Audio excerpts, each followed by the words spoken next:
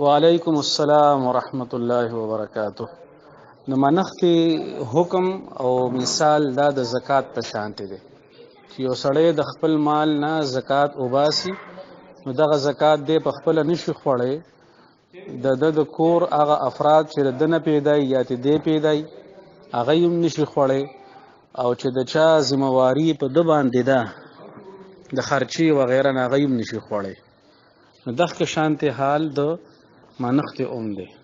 منښت نه په خپله خوړی شي، نه اولاد له ورکولی شي، نه مور پلار له، نیا نیکه وغیره.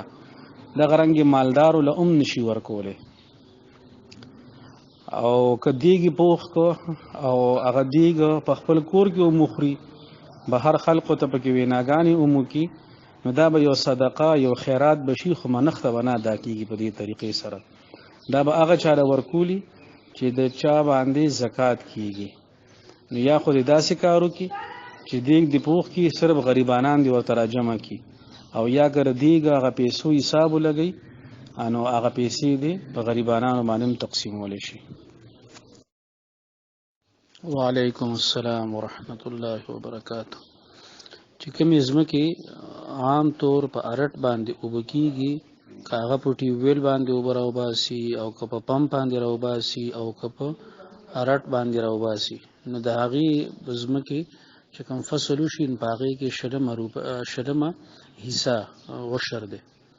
او که دغه ځمکې چې هغه ارټي ځمکې دي، خو لیکن د بارانونو ډېروالي د وجې نه هغه په باران باندې اوبه شوي، او د ارټ اوبو ضرورت رانغی یا راغی خو کم راغی، دې کې به اکثریت ته کتلی شي چې اکثریت هغه په څه باندې اوبه شوي دي. که اکثریت د باران په اوبو باندې اوبه شوي دي، او د ارټ اوبه یا نه دي استعمال شوي یا کم استعمال شوي دي، نو بیا په دې کې لسمه حصه راځي. وعلیکم السلام ورحمت الله وبرکاته. دغه شانتې سوال غالبا چې پرون یا بله ورځ هم یو ملګري کړی و، او د هغې جواب موږ ورکړی هم و چې د عشر او د نصف عشر، یعنی د لسمې او د شلمې دارومدار د اوبو باندې دی. که ځمکه د پیسو په اوبو باندې اوبه کېږي، نو هغې کې به شلمه، او که د باران په اوبو باندې اوبه کېږي، ان په هغې کې به لسمه. ښه جي. وعلیکم السلام ورحمت الله وبرکاته. دا تاسو چې کوم تپوس کړی دی که نه جي، نو په دې کې زنانه د خپل کور نه 4 تولې کالی د پلار د کور نه راوړی دی، او دلته ورله خاوند 3-4 تولې کالی ورکړه. نو که دا خاوند چې کوم کالی دی له ورکړی دی، که دا کالی خاوند د ملکیت په طور ورکړی او بیا د واپسای مطالبه نشي کولی، مثلا خدای مکه که سبا د دې ښځې او د خاوند منځ کې جدایي راله، او خاوند د دغې کاري مطالبه د هغې نه نشي کولی، نو بیا دا کالی د دې ښځې ملکیت دی. نو بیا به دا د ښځې ملکیت کې دواړه جمع کېږي. نو که نصاب ته ورسېده، نو خو به پې زکات راځي، او که نصاب ته نه رسي، نو بیا به پې زکات نه راځي. یعنی مطلب دا چې د زکات واجب کېدو او فرض کېدو دارومدار په ملکیت باندې دی. نو که خاوند چې کوم کالی ورکړی دی، که دا ملکیت د ښځې، نو په ښځې باندې زکات دی. او که د ښځې ملکیت نی، دغه شانتې ورله ورکړی، سبا له ترې واپس کېږي به، نو بیا دا د خاوند ملکیت دی، د خاوند مال سره به دا جمع کېږي. وعلیکم السلام ورحمت الله وبرکاته. زه تاسو د جواب نه مخکې تاسو ته یو خبره کومه. شریعت کې جواري دا حرامه ده. په جواری کې طریقې کار دا وي چې سړی 2 کسان پیسې میدان ته راوباسي، نو اوس دا پته نه لګي چې کم یو د بل پیسې به وړي.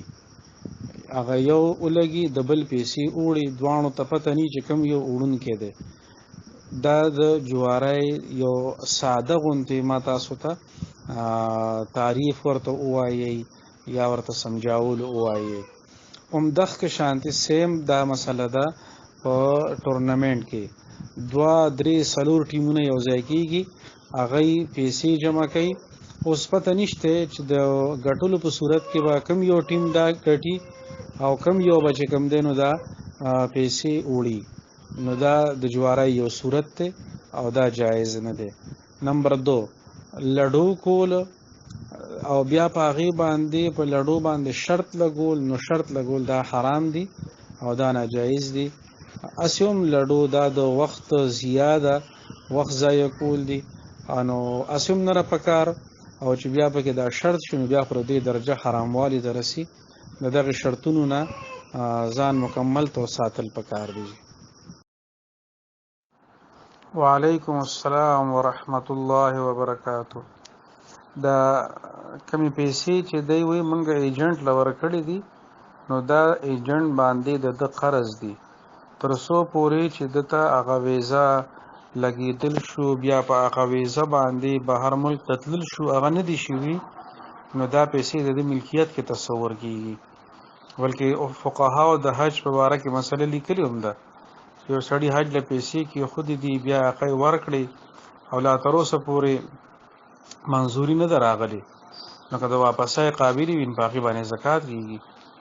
نو په دغه سړي باندې د دغې 2 لک روپو ملکیت دی، نو دغه به د 5.5 تولې سره جمع کولی شي. او چې کومې قرض دي نو هغه که د سره په موقع شته نو هغه خو به خود منفي شي، او که په موقع ورسره نشته نو د 2 لکو نه دې منفي کړي.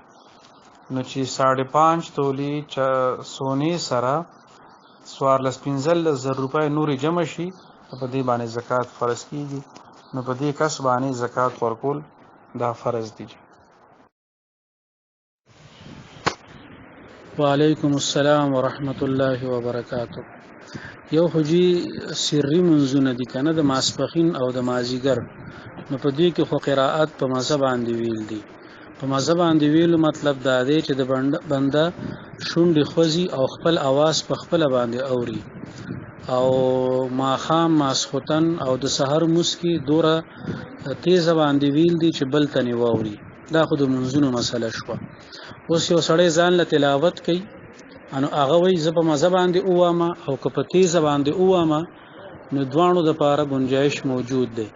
یو پیره حضور اکرم صلی الله علیه وسلم د شپې راووته، ابوبکر رضی الله عنه نفل کول او په مزه مزه باندې سبق وی، عمر رضی الله عنه نفل کول او په تیزه باندې سبق وی. سحر چې شو نبی علیہ السلام د دوانو نه تپوس وکړه چې تا ولې په مزه وی؟ ابوبکر رضی الله عنه ته وی چې تا ولې په مزه باندې وی؟ هغه ورته فرمایل چې ما کم ذات ته اورول نو هغه اوریدل. عمر رضی الله عنه ته وی تا په تیزه باندې ولې وی؟ هغه ورته فرمایل وی جی وی ما شیطان زغلو. نبی علیہ الصلوۃ والسلام د دوانو تصویب و فرمایو، دوانو ته ټیکو وی. ابوبکر سیبتوی ته आवाज لګ تیز کا، عمر سیبتوی ته لګ आवाज سلو کا. نو ځان لچ تلاوت کوي نو دوانه قسمه گنجائش ته. په هر حال دومره आवाज راو باسل ضروری دي چې بنده په خپل باندې اوري. جزاکم الله. وعلیکم السلام ورحمت الله وبرکاتو. د قران پاک تلاوت د پاره دا ضروری ده چې بنده تلاوت کوي نو د تمامو آداب او خیال اوساتي.